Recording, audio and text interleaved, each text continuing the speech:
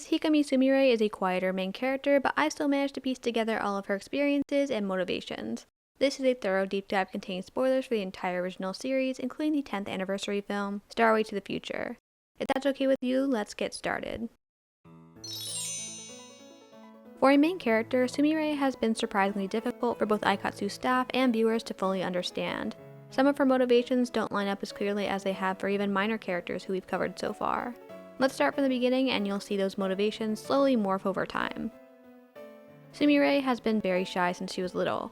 Her family is tight-knit and she often depends on her older sister, Azusa, for reassurance around strangers. Because of this, Sumire has trouble making friends in elementary school. She prefers to spend time alone, where she develops an interest in music. Whether it's singing, dancing along to a TV program, reading songbooks, or browsing idol magazines, Sumire finds a passion for performance, singing in particular. However, Sumire's lack of confidence in expressing herself to others makes her afraid of actually performing in front of anyone. It's only Azusa's encouragement that persuades her to pursue her passion. By the time Sumire is finishing elementary school, Azusa is graduating from high school and has passed many of her own interests to Sumire. They share a taste in homemade tea blends, fortune-telling, fashion brands, and TV dramas. And as Azusa prepares for college, she leaves Sumire with one more recommendation: the entrance exam for the local idol school, Starlight Academy. Starlight Academy is an extremely prestigious and exclusive school, but Azusa has faith in Sumire. She wants her younger sister to find friends with similar interests, and she believes that Sumire has what it takes to make it as a singer. She encourages Sumire to read her own fortune to gauge her chances for herself. It reads, "You are a kite with its string snipped. Nobody can tell where you'll end up." Sumire worries about the meaning, but Azusa has a positive spin. "Without a string, you can fly to ever greater heights. I'm sure you'll do just fine. Even if you're an idol, you're still you." With that, Azusa leaves the final decision up to Sumire, and sure enough, she decides to go for it. Sumire may be shy, but she loves singing and trusts Azusa's judgment. And deep down, she really wants to make her sister proud. She submits an application and studies seriously for the exam. Azusa even makes her special baked apples to encourage her on the day before the audition.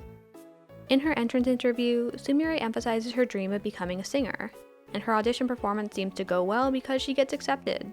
Azusa drops her off at Starlight Academy on her first day of middle school, and Sumire moves into the school's dorms full time. At first, she fully intends to make the most of the opportunity she's been given. It's unclear if Sumire had a roommate at any point. She's said to have been long without one by the middle of her first year, and there are at least 2 students missing from her class by the middle of her second year. If she did have a roommate initially, she must have left the school fairly quickly. What we do know is that Sumire quickly developed a cold reputation amongst her peers. Alone in her dorm room, missing the comforts of home, Sumire becomes afraid of the harsh competition of the idol industry. She realizes that any success comes at the cost of someone else's failure, and she struggles to reconcile that guilt with her existing wariness around strangers. Her sister taught her to be considerate and kind. Was it really possible to live up to those expectations while also crushing the dreams of her new friends? This question leads Sumire to conclude that Starlight Academy is not the place to reach out and connect with anyone. To make matters worse, Sumire's passion for singing quickly slips away from her. No matter how many auditions she takes, she can only seem to gain traction for modeling jobs. She is so embarrassed about it that she avoids inviting Azusa to see her perform at all. Even when she does get opportunities to sing, she surely must not be good enough if her looks are all anyone seems to recognize her for. And she certainly doesn't want to disappoint her sister. Sumire is 6 months into her first year at Starlight when she is notified that she'll be receiving a new roommate. Apparently, a leaky roof has caused some students to be reassigned. When Sumire sees who her new roommate will be, she's shocked. It's a girl who she'd run into the previous day, who had returned one of her lost tarot cards to her. She'd barely thought anything of it, merely noting that the card represented a chance encounter followed by departure, which had seemed accurate at the time. Now though, the cards seem a bit more meaningful. The girl's name is Ozura Akari, and Sumire is eager to start off on the right foot. Looking at her properly, she also recognizes Akari as a student whose unique audition went viral. Akari was an extremely passionate fan of one of the school's top students, and her earnestness was widely covered on entertainment news broadcasts. Their first conversation is a bit awkward, but Sumire follows her sister's example and prepares tea and snacks to help them both relax while they get to know each other. Akari turns out to be very friendly, and Sumire enjoys her enthusiasm. She's planning to audition to become the manager for a day of that same top student she loves, Hoshime Ichigo, and she invites Sumire to join her. But Akari had said that she'd do whatever it takes to pass, so Sumire is confused. There's only one winner, so the offer didn't make much sense to her. But Akari seems equally confused when Sumire questions her logic, so Sumire puts the issue aside and agrees. Akari has been perfectly nice to her so far, and she wants to be on good terms with her roommate if possible.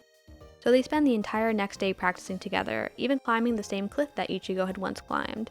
It didn't make much sense, but it was fun. And by the end of the day, Sumire has observed that Akari simply enjoys working with other people. It's a refreshing perspective. That night, Sumire opens up to Akari about how much she enjoyed their training. She's able to talk about what she's been through so far and is surprised to hear that Akari had never thought about student rivalries. Akari also explains that, rather than enjoying collaboration in general, she was particularly interested in Sumire, maybe because she also wanted to get along with her new roommate. At the audition the next day, Sumire feels comfortable. She thanks Akari for inviting her, performs alongside a friend for the first time, and Akari isn't even upset when Sumire wins. Sumire still feels guilty. It wasn't her goal to become Ichigo's manager for a day, but Akari clearly feels closer to her regardless, and Sumire is happy to go along with it. She starts to view that tarot card from before as a symbol of a fated encounter. The manager gig with Ichigo turns out to be a pretty shocking experience. Akari ends up coming along too, which Sumire doesn't mind since it had been her idea to begin with. It was a pretty big opportunity, and Ichigo and Akari already knew each other, so Sumire focuses on absorbing everything she can about their day together. She doesn't even flinch at the camera crew following them. Ichigo is both friendly and professional, which impresses Sumire, but their long day of filming exhausts her and she's overwhelmed by the senior idol's stamina. When she reflects on the gap between their skill levels, Sumire starts to feel painfully unprepared for the industry that Ichigo represents. Sumire and Akari are invited to Ichigo's dorm room to review what they've learned, and even though Sumire honestly praises Ichigo, she's still prompted to express more of her feelings. "I have neither your focus nor your ability to bring smiles to your fans and staff. You are far beyond me," she admits. But Ichigo is perfectly capable of comforting her. "I used to be like you," she says, and opens up about her own inadequacy with a smile.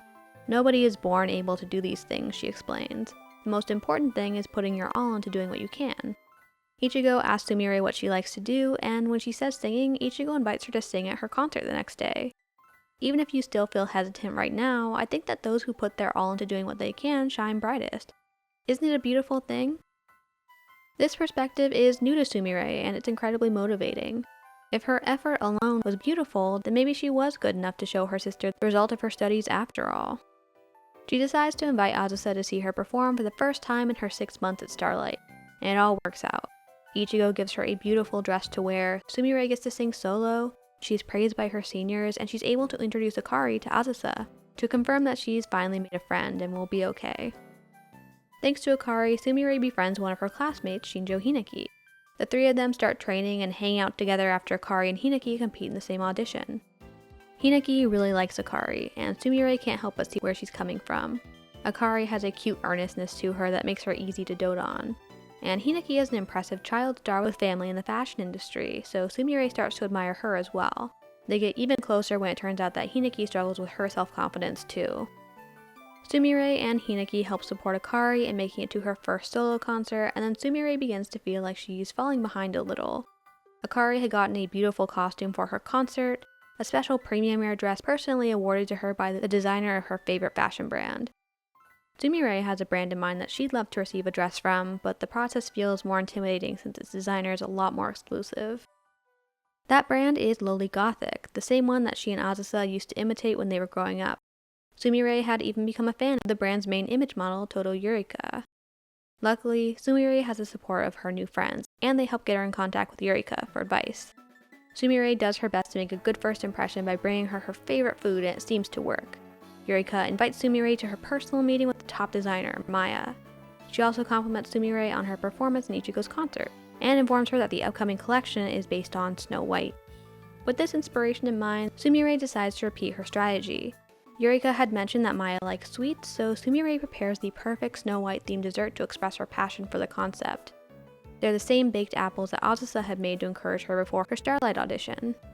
A small part of her feels proud that her sister's recipe might be tasted by the designer of their favorite brand. Even when her friends question the macabre tone of the poisoned apples in the story, Sumire defends her choice. Akari and Hinaki help Sumire carry all the food she's brought to the meeting, but they're surprised when Yurika leaves them at the front gate and expects them to make their own way through Maya's haunted house. Even though Sumire is afraid, Yurika's harsh tone refocuses her.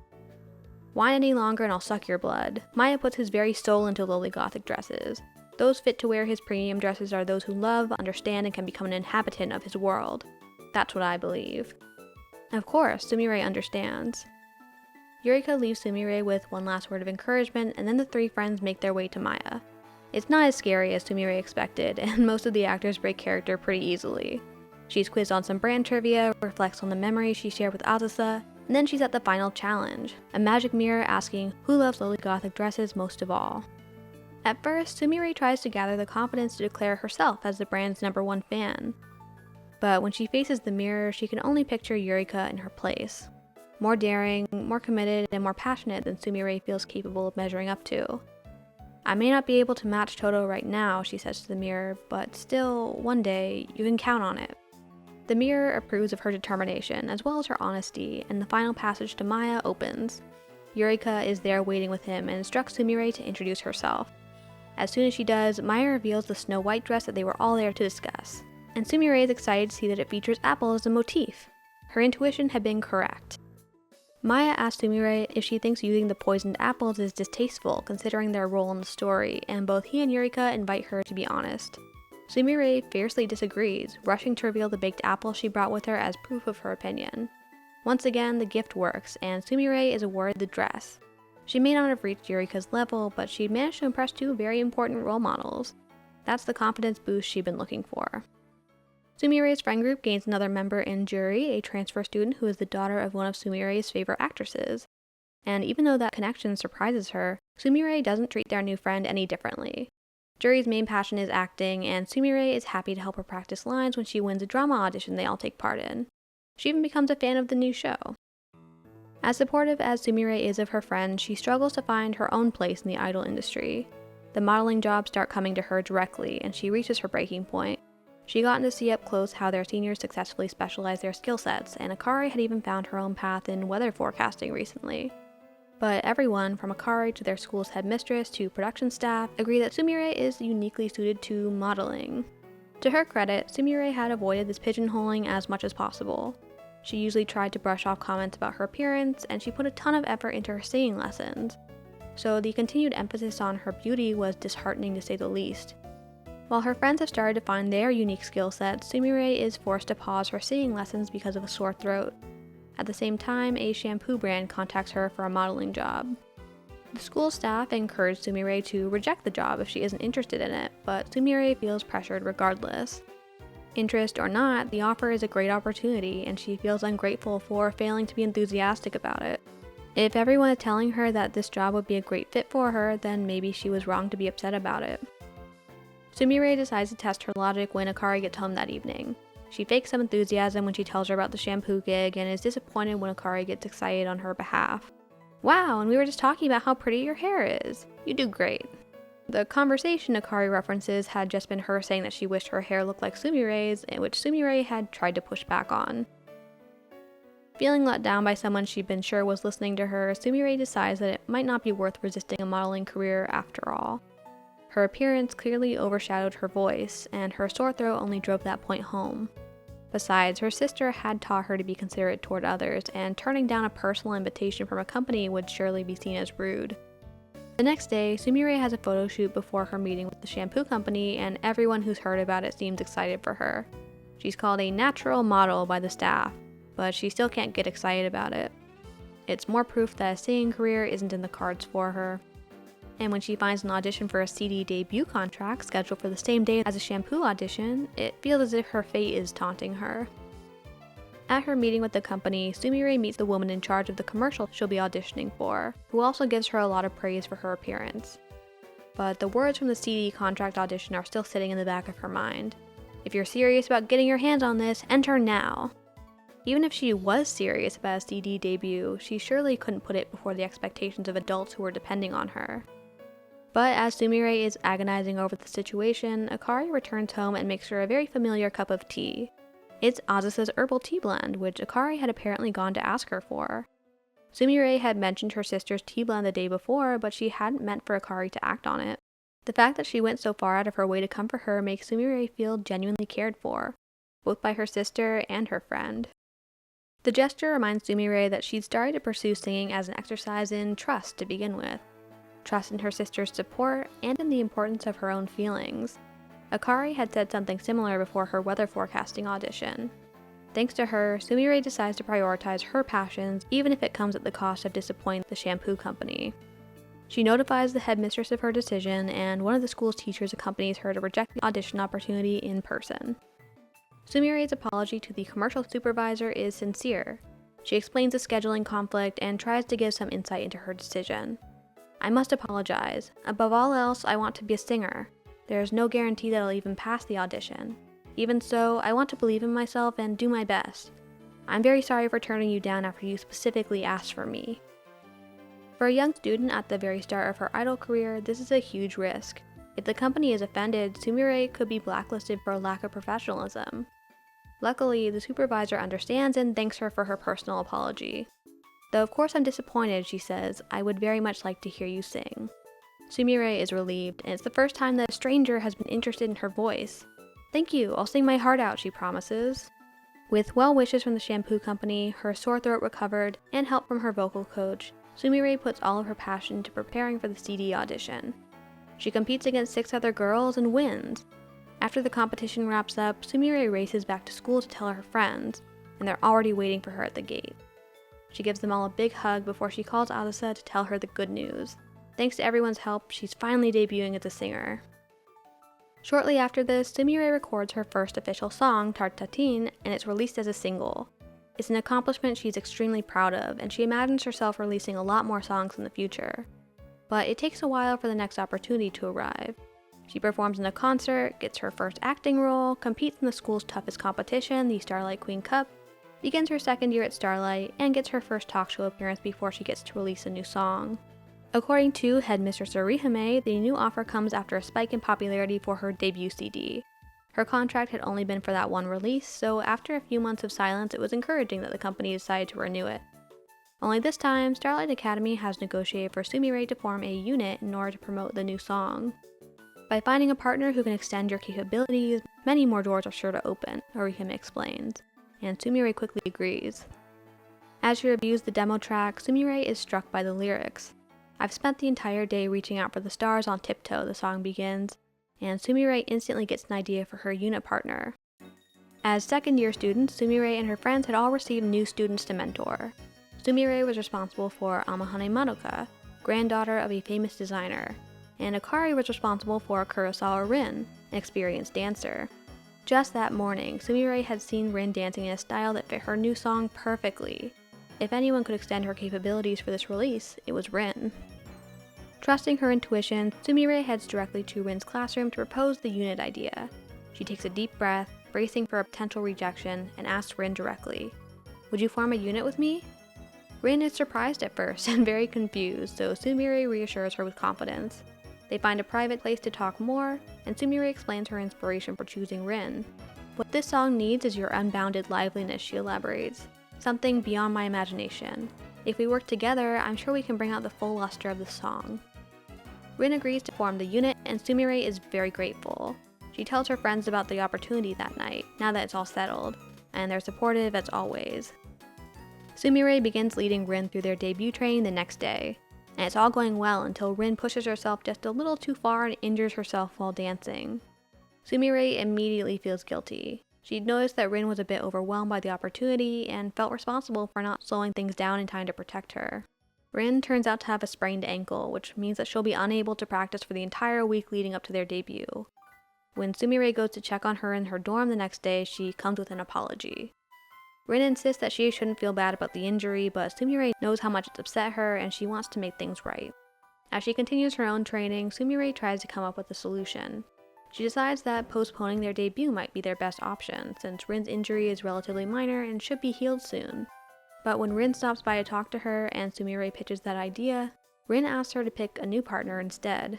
"I feel like I'm just going to drag you down with me like this. I apologize for turning you down after you picked me specifically."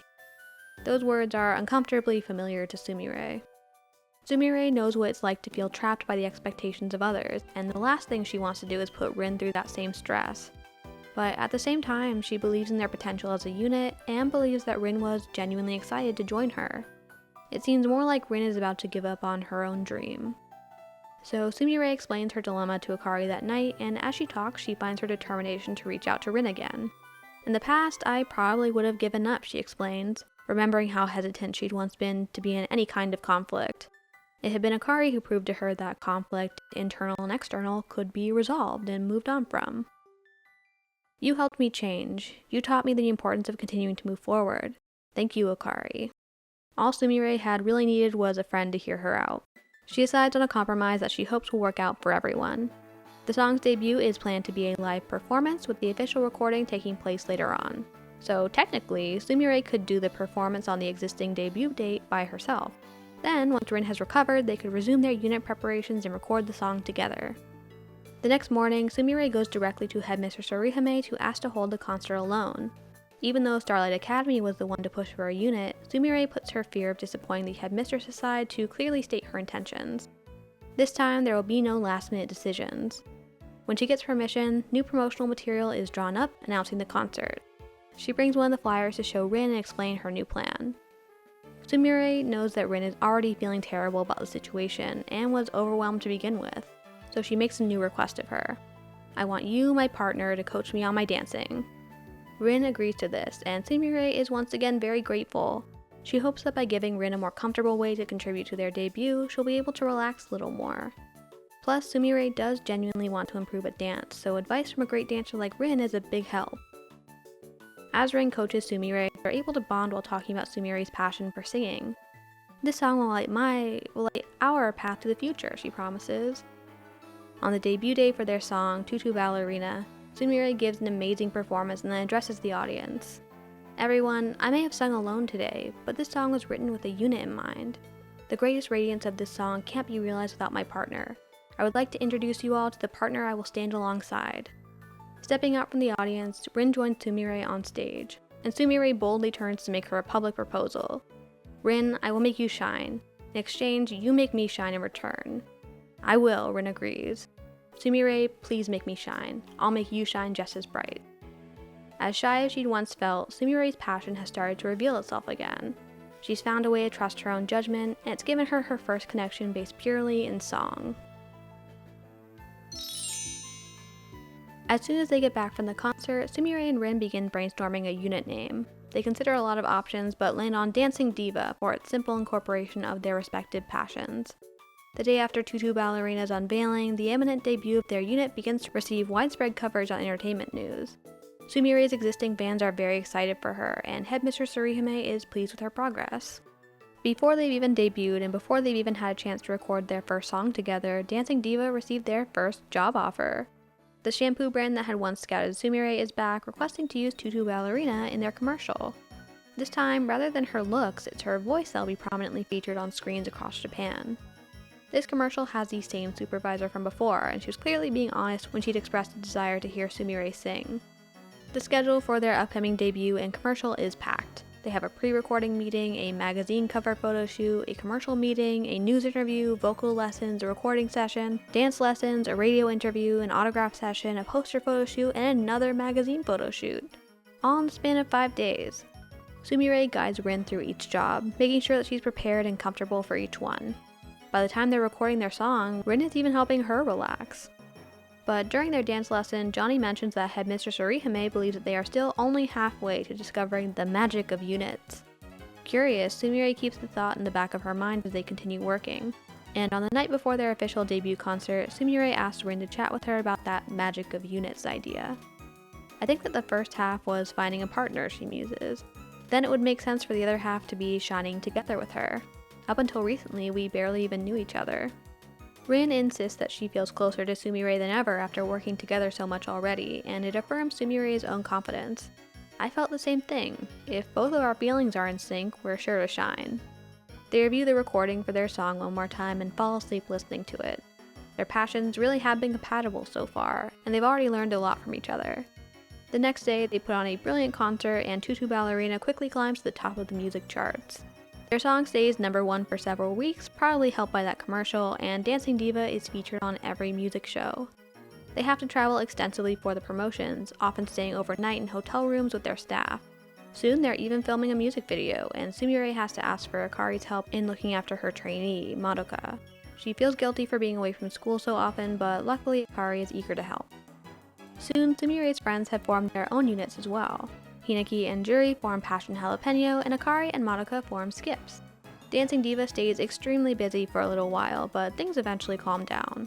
Calm enough for them to enter Starlight Academy's new competition, the Unit Cup. 8 pairs of students compete for live audience votes, and Dancing Diva narrowly misses first place. Skips wins instead, and both Sumire and Rin are very happy to see Madoka and Akari succeed. More Dancing Diva work, another drama role, summer vacation, a prank show appearance, and a new dress from Loli Gothic later, and the proof of Sumire's skyrocketing popularity is made clear in another opportunity, the Aikatsu election. It is a public vote to create an 8-member group to tour Japan for a single summer of activity. And thanks to her widespread presence in the media, Sumire makes it into 7th place alongside some of the most popular idols in Japan. Akari makes it into 8th place as well.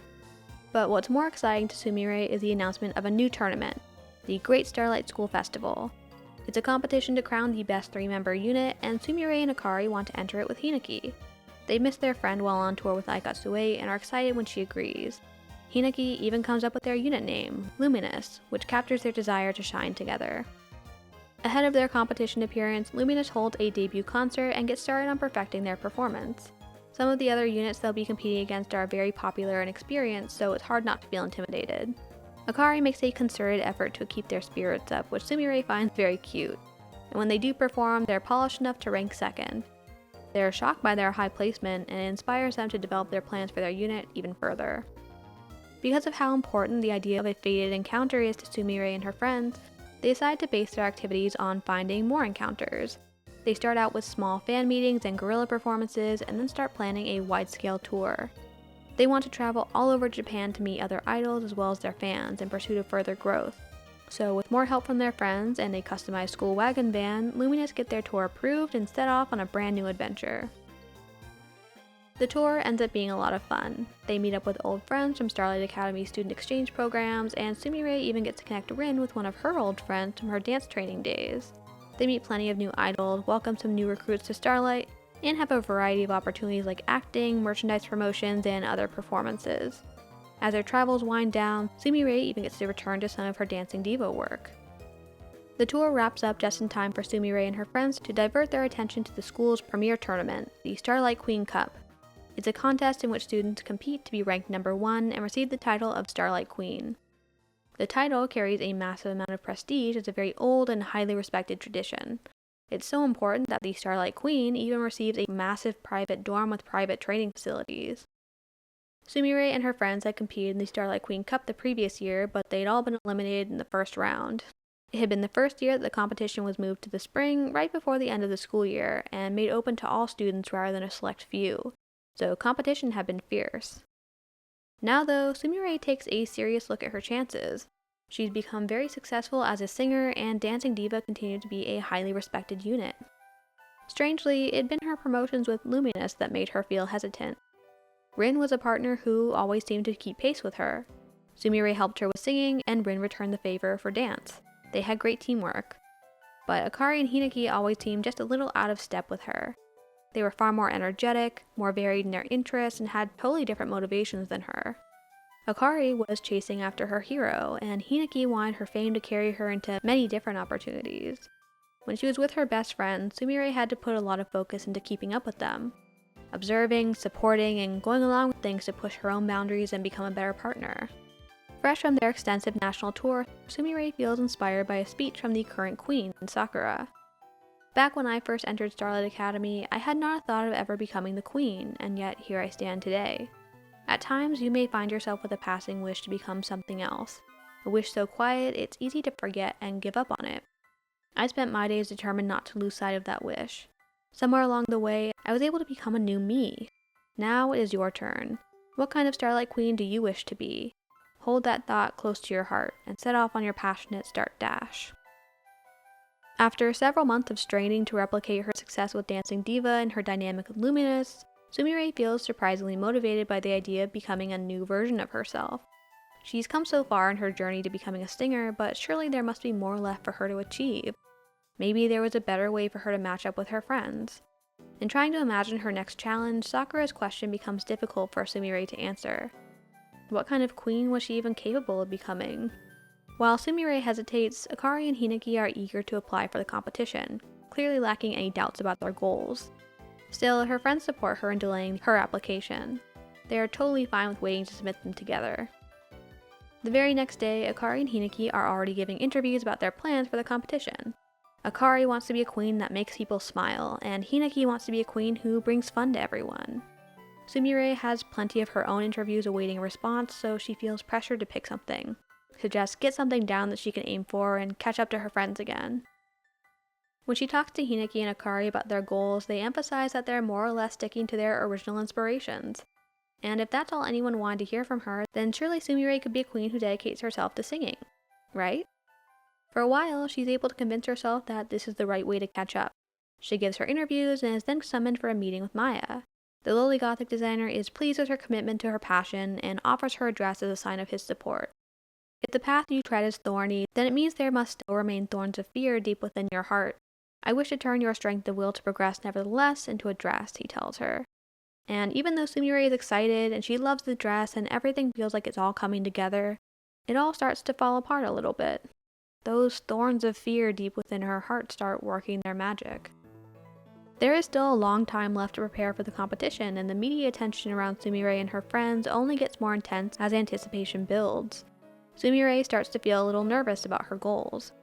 Was her voice really enough to compete with Hinaki's boundless ambition and Akari's widespread popularity? And even if she won, would her voice continue to be enough for all the people who looked up to her? Wouldn't they feel a little disappointed if that was all she was able to offer them? Her voice certainly hadn't stood out all that much on their Luminous tour. Regardless of her growing doubts, Sumire becomes the media's pick for the most likely Starlight Queen. She has everything they seem to want, so she tries to fire herself up, to get really competitive for the first time. Sumire, Hinaki, and Akari are scheduled to perform on the third and final day of the competition as the closing act, with Sumire going second to last between Hinaki and Akari. As the Starlight Queen Cup kicks off and Sumire watches her friends perform, a new idea appears to her. On each of the first 2 days of competition, the MCs discuss an advanced technique that no one has ever pulled off before, a special A-rank fever appeal. They call it unimaginably challenging and wave it off as being beyond the level of most students. But to Sumire, it starts to feel like the answer she'd been looking for, back when Sakura first mentioned becoming a new version of herself. Hinaki and Akari might be right to stick to their original inspirations, and Maya was clearly pleased with her for sticking to hers. But wasn't it still possible for Sumire to prove herself even more? When she looks at her progress so far, Sumire feels like she's changed a lot. She's grown so much through her friendships and her partnership with Rin, so why should she only be a singer? Why shouldn't she be the one to do something bold, something no one had ever seen before? On the night before she's scheduled to perform, she decides to aim for the special A-rank fever appeal, to put her own fears about being left behind to rest by surpassing her friends. Sumire stays behind to put extra practice into her dancing that night. Rin comes to check on her and offers her whatever support she can give. But when Sumire dances for her, Rin has no critique. Sumire is performing flawlessly. So she goes into the competition the next day full of confidence. She has everyone's support, she's prepared, and she's eager to show them how much she's changed in the past couple of years. But still, when the time comes to attempt the appeal, she completely fails it. She falls mid-performance and earns no points for the attempt. Embarrassingly, the crowd's excitement is completely drained after her mistake. She gets hesitant applause, and ranks below students who have only recently started at Starlight. She'd been expected to win, and now she was tearing up at the scoring stand. Still, she's able to smile and wave for the cameras, and then hide her tears to wish Akari luck. "I'm going to put my heart into it just like you," Akari tells her, and then holds her hand in a sign of support. It's a moving gesture, and Sumire is grateful in that moment that the two of them have become so close. As Akari goes on stage, Hinaki is ranked in first place. It's a battle between the two of them now. Shockingly, Akari manages to pull off the special A-rank fever appeal, and surpasses Hinaki in the rankings. Sumire takes a second to make sure Hinaki is okay before she applauds Akari's victory, and luckily everything seems fine. For now at least, Sumire has no regrets for pushing herself so far, but her self-confidence seems a little shaken. In her closing speech, Sumire says, "I believe that I did everything I possibly could have for this competition. I'll accept my shortcomings of today and come back reborn for next year. I promise you. Look forward to meeting the new me." When Akari's award ceremony ends, Sumire is the first to greet and praise her. She's genuinely proud of her friend and feels inspired to one day conquer the same appeal that Akari has just proven is possible. Hinaki and Sumire celebrate Akari's victory by helping her move some of her things into her new private dorm, and by surprising her with a scavenger hunt before they all talk late into the night. "When I failed my fever appeal, it really shook me," Sumire admits, "but seeing you make it cheered me right up. I could feel you moving steadily towards your future. You inspired me to start anew toward my own future." Hinaki feels the same, and it's clear that there are no hard feelings between the three of them. Besides, they all have one more year to compete in the Starlight Queen Cup before they become high school students. There was no room for regret when there was still a chance to try again. But the next morning, when Akari heads off to work, Sumire reveals just how affected she is by her loss. She joins Hinaki and Juri to admire the school's hall of statues featuring their most legendary seniors. As they stand in front of a statue of the school's current headmistress and her old unit partner, Sumire can't even imagine herself and Rin standing in their place. No, Akari had just proven how far Sumire still has to go. So she asks, "You think Akari will join their ranks one day?" Her friends are supportive of the idea, of course. Akari has just made a major accomplishment. But Hinaki is still motivated to join her as a future queen. Mid-conversation, Sumire's mind wanders back to Akari, and instinctively remembers that it's time for her morning weather forecast. And for the next few days, Sumire throws herself into helping prepare more celebrations for Akari. We never hear more of what Sumire imagines for herself, beyond one day catching up to her friend. Sumire was afraid of being left behind, and it seems that that fear continues to drive her away from her focus on her original passion, singing. We're left to assume that Sumire's life returns to normal. She's back in her single room, but she hangs out with her friends all the same. Her confidence is a little shaken, but it's nice to be working toward a brand new goal again.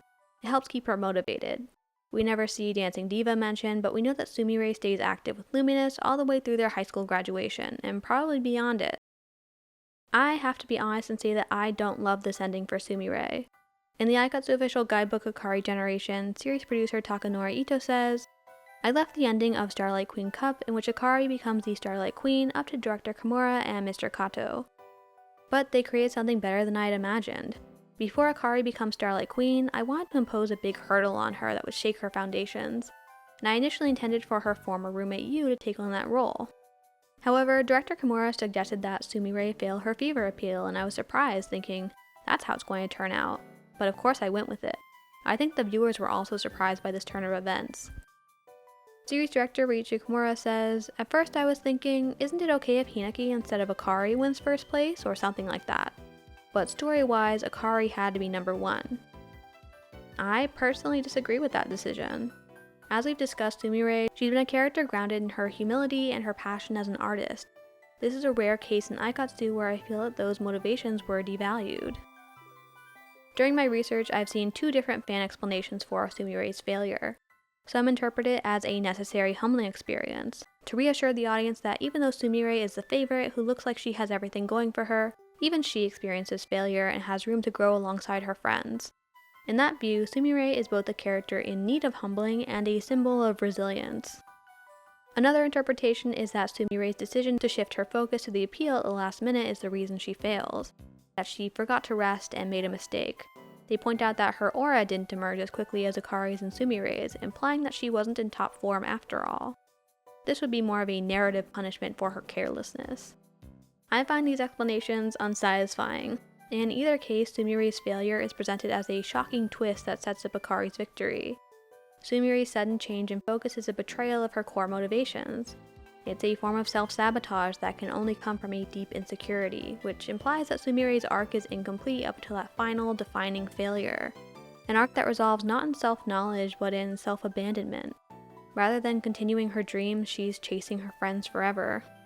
And that's what feels so disheartening about it, especially in comparison to all of her friends who ultimately are rewarded for their efforts. If effort alone is beautiful, as we've been told many times in the series, then why is Sumire the only one to awkwardly stumble her way through what is usually a glorious moment of pushing one's boundaries in pursuit of an accomplishment? No other Aikatsu character experiences such a climactic, literal downfall. I've gotten the opportunity to hear from a lot of Ikari Generation fans, and I genuinely respect their attachment to the series. But I'd like to proceed with some more negative, personal critique, so consider this the end of the video if Ikari is a character who means a lot to you. Because I don't agree with the fan interpretation of her story. I tried to make that clear in my Ikari deep dive, but Sumire's ending makes Ikari's story feel hypocritical to me. Ikari is often called the only character to go from zero to hero by growing little by little and struggling the most.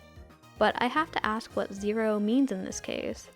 The impression I get is that it's supposed to mean zero talent, but talent, as I've learned and the show explores in many characters, is just made from passion and access to resources. Sumire lacks talent at first. She can't get singing jobs and she nearly gives up on her dream because of it, just like Ikari. The two of them both have family members who believe that they're suited to be idols originally, and they're both encouraged to pursue those passions from a young age. If the distinction between them is that Sumire gets into Starlight while Ikari nearly fails twice, then that's down to practice. We see Sumire practice and prepare extensively for her first audition. We see Ikari give it a half-hearted effort, and she fails. That's not a difference in talent, it's a difference in passion. Sumire is passionate about being an idol, and that's never been Ikari's main desire. Ikari gives up multiple times in the series, and she never learns from it because she's constantly being rescued.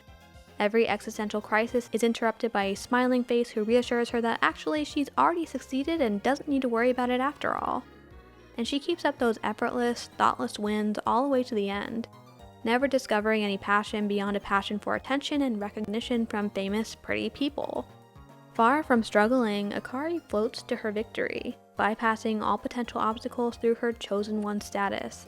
She wants to be Ichigo, and she never learned how to let that go.